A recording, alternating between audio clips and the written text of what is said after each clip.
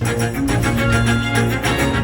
you never know what you're going to hear at the New York State Capitol. Case in point right here, a Long Island member of the Assembly putting the state on notice that the island may want to part ways with the rest of the state and become its own state, the 51st state. Not very likely, but the financial implications would be huge. And yes, if it were to happen, you'd pay for it. As the New York State Assembly debated a legislative pay raise, there was suddenly a call for liberty. Not exactly Patrick Henry-esque. Give me liberty or give me death. But we're putting on notice, New York, that we're investigating statehood for Long Island, the 51st state in the Union. And we will be able to be entertaining offers to annex to other nearby states, such as Connecticut and Rhode Island. So I tracked down Assemblymember Keith Brown to see if he meant it when he talked of Long Island seceding from the state of New York. Are you serious about that? Do you want Long Island to become its own separate government? Absolutely. When you look, Long Island has become an ATM for New York City. Brown, a Republican, is in his second term representing Long Island in the Assembly. Our issues are different than those of New York City. Politically, we're different. And I think it bears taking a look at. There has been secession talk for years, even decades, but it usually involves an upstate-downstate split. The rub has always been money. New York City provides the bulk of the state's tax revenue, so other parts of the state couldn't go it alone. Brown disagrees. You'd still have to pay for education, for mental health, for public safety. Can you do that without the help of the state of New York? Yeah, and I'm a big believer on government should be closer to the people. Smaller government, closer to people, delivers better services. Democrat Phil Ramos also represents Long Island in the Assembly. He sees things a bit differently. I think it's insane. Ramos says it is a question of money and more. The high property taxes we have now would go through the roof even more. I think Long Island would implode, especially communities of color would be further marginalized. Keith Brown remains steadfast. A lot of people think this just couldn't possibly be done. What do you say to the naysayers? I say bears we're taking a look at. Now, Keith Brown has yet to put forward a secession bill, but if and when he does, we will let you know about it. 2 school security officers honored tonight for their actions after a shooting outside of Franklin High School last month. We just did our job. That's what we do. When your kids come in our building, we treat your kids like they're our kids. So I do it again if I have to. Tonight, Rochester City Council members saying thank you to these school security officers for their courage and quick thinking when a gunman shot at students outside the school doors. Good evening, I'm Matt Malloy. 13 Wham's Carla Rogner spoke with them tonight about those frightening moments. Carla, good evening. Yeah, good evening, Matt. The 2 school security officers are both graduates of RCSD. They say they love their job and they call their students at Franklin their babies. So when they heard gunshots from the front steps of the school, they didn't think twice before running to help. It started off as a normal January morning at Franklin High School. Sandra Beasley and Devrin Dillon just finished greeting students.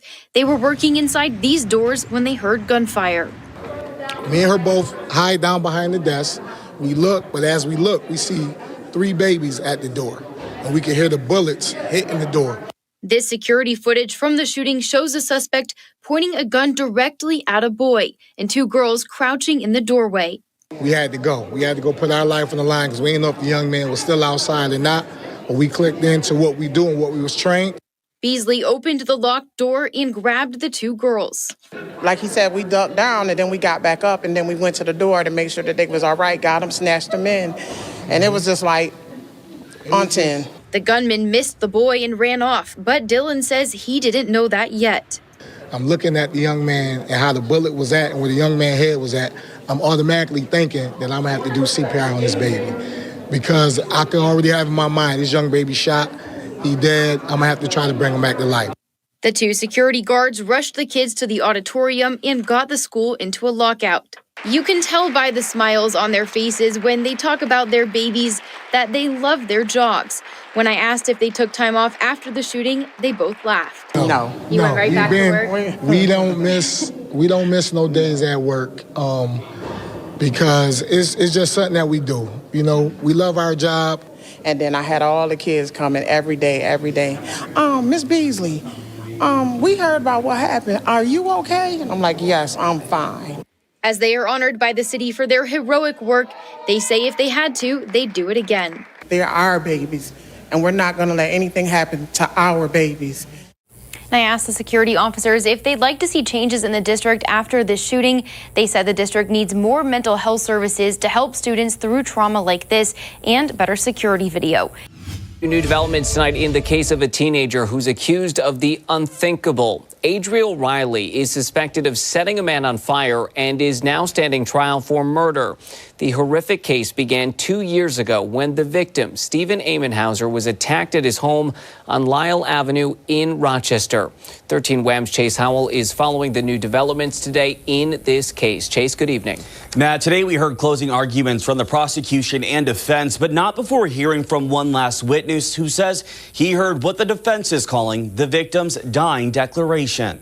We may be one step closer in finding who lit 53-year-old Stephen Amenhauser on fire inside his Lyle Avenue apartment in March 2021. One of the teenagers accused of his murder, Xavion Perry, pleading guilty to manslaughter last week. The other teen, Adriel Riley, facing family court judge Stacey Romeo once again Wednesday on murder, arson, and weapon charges. Inside the courtroom, one last witness took the stand, a Rochester fire investigator who says he was inside the emergency room at Strong when a doctor asked Amenhauser 4 questions, one being, were you set on fire? The investigator claiming Amenhauser in a long groan answered no to all 4 questions at the same time. The prosecutor, Rachel Clark, cross-examining the witness, asking if he in fact knew what kind of medicine Amenhauser was on or what kind of mental state he was in at the time, to which he replied no. During closing arguments, the defense, David Morabito, argued there was no direct evidence or testimony that connects Riley to setting the fire or Amenhauser's murder.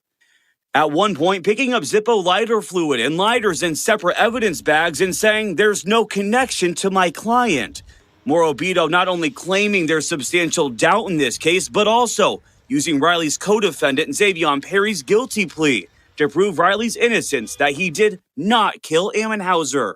In Clark's closing argument, she began by pointing out what she believes are inaccuracies from Riley while being questioned by police on March 12, 2021, at one point directly calling him a liar and a murderer. Then Clark really turned the focus on Riley's alleged inactions and actions during the time Amenhauser was lying on the street on fire, while strangers tried to put him out. Eventually ending her argument with a quote from Riley while he was inside an interview room, alone, when he allegedly shouted to Perry, if they find out, we could do 30 years. And again, Matt, this is a bench trial, not a jury trial, meaning Judge Romeo will make the final decision on whether Riley is guilty or not.